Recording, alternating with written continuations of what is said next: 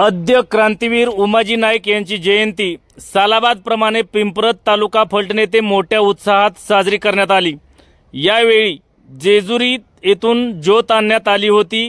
ज्योतीचे पूजन कुस्ती संघटनेचे जिल्हा संघटक निलेश मदने तर प्रतिमा पूजन पप्पू यमपुरे यांच्या शुभहस्ते करण्यात आले।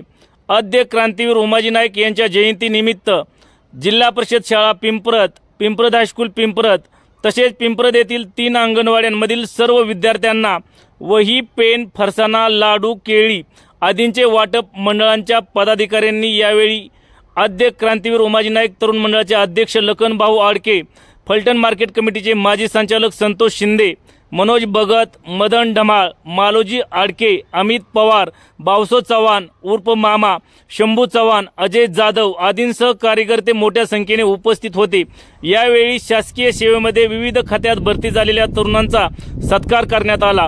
आद्य क्रांतीवीर उमाजी नाईक जयंती समितीचे अध्यक्ष लखनभाऊ आडके यांनी विशेष परिश्रम घेऊन सामाजिक उपक्रम राबवून जयंती साजरी केल्याबद्दल ग्रामस्थांमधून लखनभाऊ आडके यांचे कौतुक होत आहे।